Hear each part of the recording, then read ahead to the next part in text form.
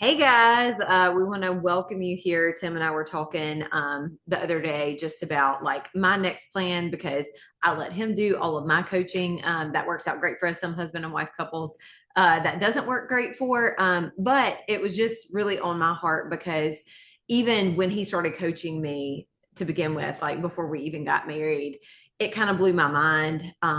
Some of the ways that he tweaks training and reasons why we do things in different phases. It busted a lot of myths for me. And we see this, both of us now, with our own coaching clients. And we just thought that it would be fun and interesting for you guys to go along the journey with me. We're not going to share like a client journey, especially because, we would have to have permission for that. But I'm totally willing to be open with what we're going through in my next phase, in order for you to just glean a little knowledge here and there on maybe some things that you can do in your own journey to make tweaks depending on where you are. So I'll share everything from the meal plan, the workout plan, supplements that I'm using. I'll even share my before and after pictures so you can see why and where we're making tweaks like week to week. But anything you want to add to that? Yeah, I just think this is a really cool opportunity for us to let the audience, the viewers, behind the curtain just a little bit. Yeah. And honestly, for it to like be very apparent of what it's like to work with a good coach, right? What does that check-in process look like? What is the thought process of a coach when they're making adjustments to a plan, whether it's their workout plan, their diet plan, their supplementation routine? And then, obviously everybody runs into obstacles along the way, right? So like, I don't know a single person that has went 12 weeks, 16 weeks without running into at least one obstacle that we have to navigate around or through, whether it's psychological, physical, or life. There's always the stuff that comes up. So our hope is that, for one, you're going to see a pretty cool like transformation process.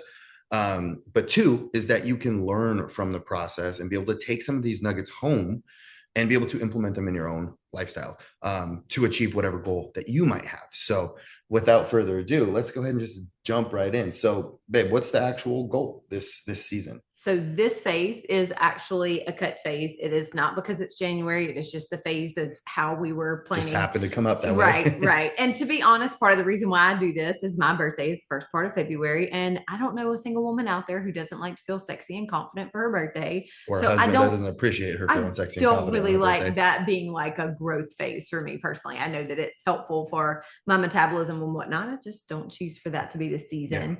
Yeah. And we just came out of a decent maintenance phase. Mm-hmm. Yeah. Just so you guys know, she had a few like autoimmune things that came up in the fall, followed by like a litany of injuries. So it was like, there was not a conducive growth phase. There was not that might pop up. There was not, it was all life and obstacles in like the last like 3-4 months. So you were currently in a reverse dieting phase because you came out of a cut.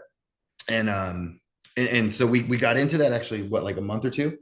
And then these things started to present themselves. And then you started to get the injuries that started to creep up, which were really, she's been to like so many therapists and doctors. And just to be transparent, that wasn't injuries from training. That was injuries from a car wreck from years prior and some nerve damage from that. So not correlated. It kind of just allowed us to, or forced us to really make the decision of like, we don't want to be in a calorie deficit while you're trying to recover from injuries. And the holidays. We also don't want to put you in a surplus because of your autoimmune, because that will put more burden on your gut. So we actually just use it as a really good time for maintenance. And during that time, you were probably averaging between 1,700 and probably 2,000 calories a day, I would say. And the weight stayed. It was plenty of food. I tons was of never food hungry. for you, yeah. But your weight never fluctuated more than like 3 or 4 pounds. So it was a very successful maintenance phase. Yeah. And so it puts her in a really good metabolic position to enter a fat loss phase versus if you were like, low calorie, under eating, and all of the fun things that we have to solve for our clients all the time. Right. So I just wanted to put that out there. Yeah, I think backstories are helpful. And just to let you know, like I was in a maintenance phase and yes, I had calories in a meal plan or whatever, but we even went 9 days to Montana and back. So we're on the road, like making food choices. We're at a house where other people are making food choices, and came back and I was up like 1.5 pounds from where I left, which some of that is going to be inflammation and water weight from travel, etc. So just throw that out there to let you know, if you haven't been following us for any length of time, we help people to navigate all of that kind of stuff too, but also things like simple travel can even make your weight go up and down for different things. Especially if airplanes are involved. Yes. Yep, for sure. So you want me to go over So we'll just dive over meal your diet. Yeah. And we'll put this up over on the side so you can actually look at it. And I'm not going to go over everything I'm eating. But I do have a training day and a non-training day plan for right now. On my training day, I'm at like 1,400 calories, 160 grams of protein, 45 grams of fat, and 155 carb. And then on my non-training day, I'm at 1,240 on calories, 160 protein, 60 fat, and 100 carbs. So this is where like a meal plan is really important, because if you look at these numbers as they're on the screen, there's not huge differences. There's 15 grams of fat difference between the 2 days. There are 55 grams of carbs different, and the protein is the same. So this is where when people don't weigh, or, we get a new client and they want to eyeball things, this is why this is super important. Because in order to hit the goals, like what gets measured gets managed. Yeah. So I think speaking to the training, non-training day meal plan, this is a meal setup that it's not for everybody. It is for someone who probably is a little bit more intermediate to advanced. Mm-hmm. Simply because if I'm working with a brand new person, if we're working with someone who's brand new, has never went on a diet before at all, we're just going to give one meal plan, because the consistency is really what we're trying to build here. But that little nuance of like 200 calories, that's about what the average like weight training session is going to require calorically. Yeah. And if you notice that on her training days, significantly higher carbohydrates and a little bit lower fat. And that's because the fuel source for weight training is predominantly glucose. So we want to make sure we're fueling not just the performance of that training, but also the recovery and the reglycogenation of the muscle from that training session, so she can have multiple good sessions every single week. Right. So, and then on off days, she's not going to do nearly as much, like, well, no weight training, but not nearly as much expenditure. Mm-hmm. So we wanted to bring the carbs down and actually bring the dietary fat up, because just as a little side note, females tend to do a little bit better with higher fat intakes than without them. Right. So I just found in my experience that once you go below a certain fat threshold, women's bodies kind of revolt, especially for multiple days in a row. So I kind of like to offset them. If anything, this is like a carb fat cycling type diet, that both days are going to put her in a calorie deficit. So 1,450 is roughly a 300 calorie deficit, not including the training. And then the 1,240 is probably around a 500 calorie deficit. So on average, she should be losing about a pound to a pound and a half per week. That's the math behind this. But I also built in just an extra layer, because we like to do date night on Saturdays. So if I wanted to truly put her at the healthy weight loss, I would have probably brought everything up by a couple hundred calories, or at least 100 calories each day. But instead, I opted to put more calories in her one off-plan meal per week, which is Saturday night on date night. So. Yeah. And that was another point that I was going to bring into, whether it's me or one of our clients, like, your lifestyle is really important, and you're going to stick to something that fits within your lifestyle. And date night is a non-negotiable for our marriage. So it was really important that we do that. He already knows that. But for anybody new or a new client, we're always going to ask about different things in your schedule, and even like helping people with their schedule and meal prep is a big part of what we do. Simply from a sustainability and honestly an enjoyment standpoint. Right. Yeah. Right. Because that's your mental and emotional capacity and health through this is super important too. But then from a training standpoint, I'm actually 4 days on, 3 days off. Sunday's a Sabbath for us, so I never work out on Sundays. So my split is I have 2 upper body days, 2 lower body days. So Monday's upper body, Tuesday's lower body, then Wednesday's an off day. Thursday's upper body B, Friday is lower body B, and then Saturday is an off day. But, I'll do cardio on those off days, 2 of the 3 off days. So for me, it'll be Wednesday and Saturday. Yes, you're doing like 4 cardio sessions per week, post workout on her upper body days, and then two of her off days.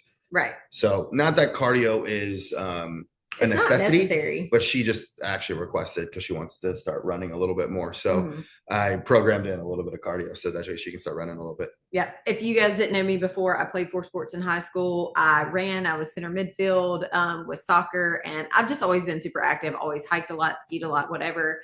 And I've gotten great results. If you watched us get me ready for our wedding, you know, I didn't Yeah, do you a got. lick of She got cardio, asked so many times none. when her competition was. Yes, I did, and which made me feel really good. But Yes. and it's really nice. It's really freeing to know, hey, I could get in that kind of shape without doing cardio. So whether you have some kind of restriction where you can't or you just don't like it, Yeah. but from an overall health standpoint, cardiovascular health is important. And once we get back to Montana next year, I want to be able to be in ski shape and be able to hike and not be like super winded. So I told him, I was like, before I face that and I feel like, oh, this is very uncomfortable, can we add in a little bit more cardio Yeah. so that I'm prepared for that? Yeah. So on average, how many exercises are you doing per workout? Between 6 and 8. Yeah. Mm-hmm. So we'll call it 7. Just use the middle ground there. So what I like to do is like effectively find what their maintenance volume would be for training, meaning what is the amount of sets and reps that they need to do with certain weight to maintain the muscle tissue that they already have. And then throughout a mesocycle, which is a fancy way of saying a training block, we don't have to be sciencey here today. Yeah. Throughout the training block, I will slowly ramp that volume up to make sure that we're adapting, getting stronger. She probably won't gain a hell of a lot of muscle mass just simply because she's a female and doesn't have the testosterone for it. Mm-hmm. And she's in a calorie deficit. But our main goal is if we can eke out a pound or two of lean tissue, like she really wants to, well, more or less just continue to work on her arms and her back. Things that kind of, I wouldn't say they lost size, but they definitely deflated a little bit because you weren't able to train them hard over the last season. It's just on everybody's body is different, but on me, that's just where we can tell when I'm more lean or business cards. Yeah. Or when I'm more lean or when I'm just putting on a little extra body fat. So we do that with the foresight of knowing we need a certain amount of volume and intensity to at least maintain that tissue. And if we can eke out a couple pounds here and there of actual muscle tissue, it's a plus, right? So that's my thought process. But like with diet, like the whole check-in process, how this whole thing works is on a weekly basis. So she keeps her data, like her body weight, objective stats, like her sleep quality, how many times she goes to the bathroom per day. But then I have a questionnaire that she fills out on a weekly basis. Just give me good insight on how that week went. And I live with her. So the ability for a husband to coach a wife or a boyfriend to coach a girlfriend or vice versa, you have to be able to separate the relationship and almost treat it as if you're dealing with a client that you don't have an emotional attachment to. Right. So when I'm looking at the data and the feedback, I'm just pretending it's Mrs. Jones and giving feedback as if, she wants to get in the best shape of her life versus this is my wife. So I have her turn in progress photos, answer the questionnaire, and give me the basic data. And then I make adjustments to the training program and the nutrition program to make sure she continues to make progress. So a lot of times it's, hey, it's working. Let's keep rocking it. Or, hey, you look extra fatigued this week. Based off of your feedback and the way that your photos came in, I think we need, 1 or 2 days of a refeed.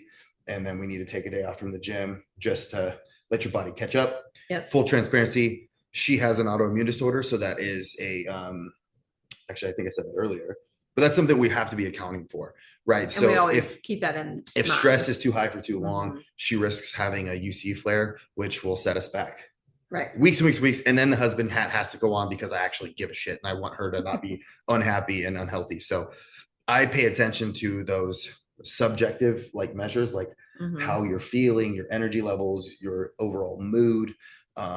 Did you feel bloated? Do you feel inflamed? Was I okay getting the food in this week? Was it a struggle? Was I super hangry? So I might make micro adjustments week after week. Sometimes, especially the leaner you get, it might even be daily that we make adjustments just to make sure your body keeps progressing. So, but sometimes we don't make adjustments for 2 or 3 weeks in a row because it's progressing just like we need to. So even though I am his wife and even though we do live together, as you well know, you don't always know everything going on with somebody else. So I still do the full check-in, just like all of our clients do. I'm very transparent with that. I'll be honest, I probably make his job too easy because if anything, she's very thorough. I give too much data. I'll give him all the data.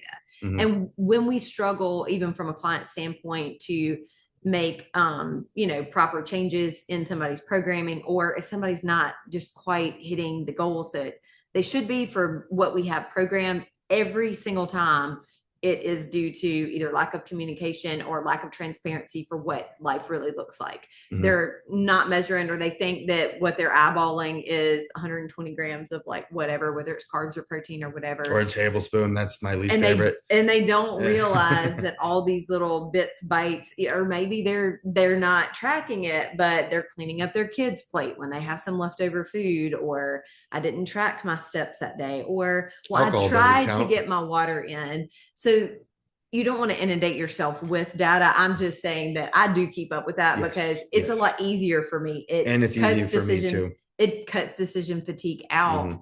And then it's also transparent to me when I'm not hitting my goals. It's like, oh, that lever is the most important one. I'm going to pull that one. I'm going to focus on that this week, and we'll be back on track. So Yeah, I'll be completely transparent with you guys too. You know, even if, you know, I have something extra on date night, and we'll show you as well. You know, I may even keep up with it day to day just to show people that, you know, sometimes if you have like a date night or something, you know, maybe your weight goes up, you know, 3 pounds or something, and somebody will freak out, but you'll see in a couple of days how it, you know, comes back down to baseline as long as you're staying to your plan. So yeah, I love it. Do you have any supplements that I mean, obviously I know all your supplements you're taking, right, but any supplements that I think that are, most of them are for your gut, right? But any that you would recommend to any listener that just general health supplements that you take that you found, you know, a lot of efficacy behind? Especially in a fat loss phase, I do my creatine supplement actually is a proprietary blend that also has my HMB and peak ATP. And for me, that's just important for muscle mass retention and fueling my It gives you pretty good energy, fueling my workouts and helping me to get really good training, being able to get more sets in and things like that. So that's one of my favorite, especially in a cut phase. The hydrate that I use is super important for me. Hydration period is really important for all of us, but especially for me, especially having gut health, autoimmune stuff. I do personalized vitamins, so I can like tweak those if I need to add anything in or out. So quick pause. Personalized vitamins, that's maybe it might not be like something that y'all know what she's talking about. Yeah. So she actually has done like a genetic test as well as like an assessment. It's just an assessment, and you don't have to do the genetic but portion. they will, you know, basically curate your vitamin needs based off of what you actually need, instead of just taking like, you know, I used to take Animal Pack all the time. I love that stuff, but it's like a shotgun approach, you know, that, you know, you might not need any more like calcium. You might have plenty of calcium in your system, but it's in a supplement. Right. So this is more like, hey, don't pay for the stuff that you don't need.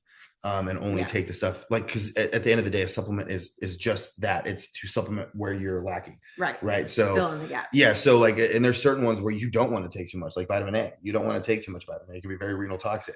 Right. So knowing what your supplement needs are is very important. And contraindications with things like prescription medications and things of that nature. There's certain ones I can't take because of my Hashimoto's. Yep. Right. Like I can't take certain things that are in very like iodine. That's one thing I can't take. Yeah. Like and I forget about that. That's in everything. Like yeah. So yeah, I just wanted to just put that out there. If you guys are curious about customized supplements, please shoot us a comment below. We're very transparent. Or you can email us. I'm going to put all of our contact stuff in the subscription, or sorry, the notes, or I don't even know what that is. Description. He handles the description box below. I'm going to put all the links, stuff like that.